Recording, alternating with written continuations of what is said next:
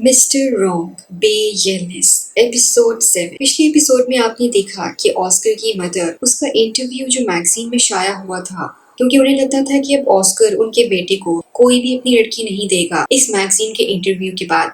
और ये बात इनके पूरे खानदान में फैलने लगी थी। अब ऑस्कर की मदर ठान लेती हैं कि वो ऑस्कर की शादी जल्द से जल्द करवा कर रहेंगी।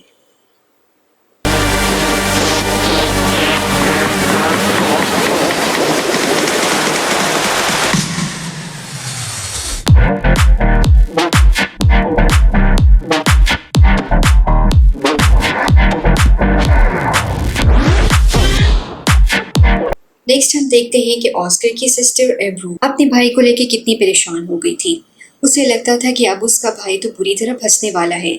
उसकी मदर उसकी शादी अपनी मर्जी से ही करवा के रहेंगी। आब्रू अपने भाई ऑस्कर को कॉल करती है। दूसरी तरफ ऑस्कर अपने कुलीग और अपने फ्रेंड उसी शेफ से बात करते हुए ये कहता है कि सीमा ने बहुत ही हार्श वर्ड्स मेरे खिलाफ इस मैगजीन में लिख दिए हैं। और तभी ऑस्कर को उसकी सिस्टर आब्रू की कॉल आ जाती है और वो ये देख के परेशान रह जाता है कि जरूर आब्रू और मेरी मदर ने भी ये इंटरव्यू पढ़ लिया होगा जिसकी वजह से वो मुझे कॉल कर रही है। खैर ऑस्कर कॉल रिसीव करता है और आब्रू उसको बताती है कि भाई हमने आपका इंटरव्यू पढ़ लिया है जो उस मैगजीन में शाया हुआ है। ऑस्कर कहता है कि मुझे सुन के ज्यादा खुशी नहीं हुई। ऑस्कर अपनी सिस्टर आब्रू को बताता है कि उसमें जो भी लिखा है बढ़ा चढ़ा के लिखा है, मैं असल में बिल्कुल भी ऐसा नहीं हूँ और तुम तो मुझे जानती हो। आब्रू कहती है कि ये बात आप अपनी मदर को समझाएं जो कि आग बगोला हो रही हैं, जिन्होंने अपना ब्लड प्रेशर भी काफी लो कर लिया है। उनका तो शायद नर्वस ब्रेकडाउन ही हो जाता। जाहिर सी बात है क्यों ना होता।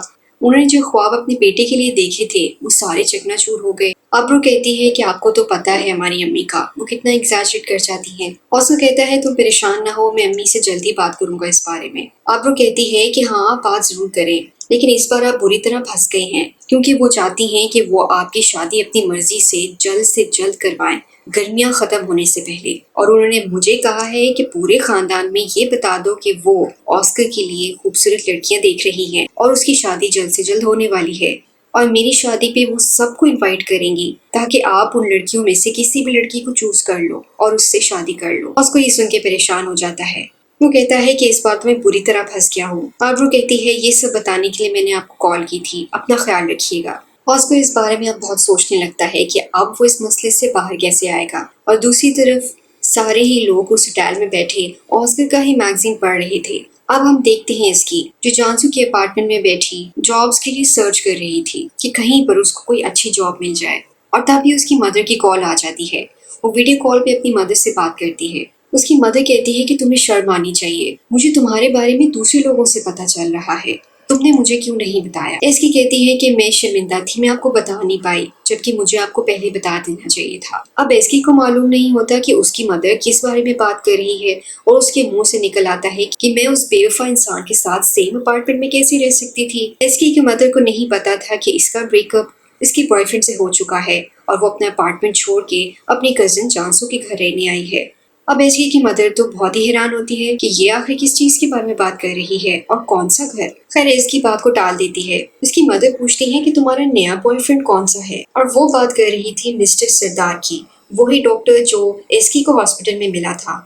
अब इसकी परेशान होती है कि मेरी मदर को सरदार के बारे में किसने बताया। और तब उसकी मदर के मुंह से ही निकल जाता है कि जानसू ने सरदार के बारे में उससे बताया है। वो तो इस बारे में बहुत ही खुश थी कि फाइनली मेरी बेटी को भी एक अच्छा इंसान मिल जाएगा। लेकिन एसकी एक्सप्लेन करने की कोशिश करती है कि ऐसी वैसी कोई भी बात नहीं। लेकिन एसकी की मॉम तो इस बात को लेके बहुत ही सीरियस थी। वो चाहती थी कि वो सरदार के साथ परमानेंटली सेटल हो जाए। उसको सरदार बहुत ही पसंद आया था। एसकी अब अपना हॉरोस्कोप पढ़ने लगती है कि आज का दिन कैसा गुजरेगा, रिलेशनशिप के बारे में वो कितना लकी और अनलकी रहेगी। वो लॉबी में बैठ के बहुत ही इंजॉय कर रही थी। तब आ जाता है मिस्टर ऑस्कर। वो एसकी से बुक छीन लेता है और देखता है कि वो तो रिलेशनशिप पे एक बुक पढ़ रही है। एसकी उसको बहुत मारती है कि उसकी बुक उसको वापस कर दे, मगर ऑस्कर उसको कॉन्स्टेंटली तंग कर रहा था। एसकी उससे बुक छीन लेती है और उसे कहती है कि तुम्हें शर्म आनी चाहिए, मेरी पर्सनल मैटर्स में इंटरफेयर नहीं करना चाहिए। ऑस्कर कहता है ये बुक्स पढ़ने से कोई दाल नहीं गलने वाली। जिस इंसान को तुम ढूंढ रही हो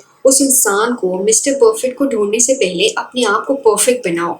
अब एस्की को ये मोटी मोटी बातें कहाँ समझ आने वाली थी। ऑस्कर पूछता है एस्की से, ये आखिर तुम्हें कैसे लड़के पसंद है। एस्की कहती है जो औरतों की इज्जत करने वाले हों, सेंसिटिव हो, इमोशनल हो, अपनी डिसीजंस पे डटे रहने वाले हो। ऑस्कर कहता है हाँ हाँ ठहरो, मुझे एक ऐसे इंसान का पता है, बल्कि एक ऐसे जानदार चीज का पता है, और वो था उसका डॉग। सिर्फ उसका डॉग ही ऐसा है जिसमें ये सारी क्वालिटीज है। ये सुनकर तो एस्की बहुत ही तब जाती है।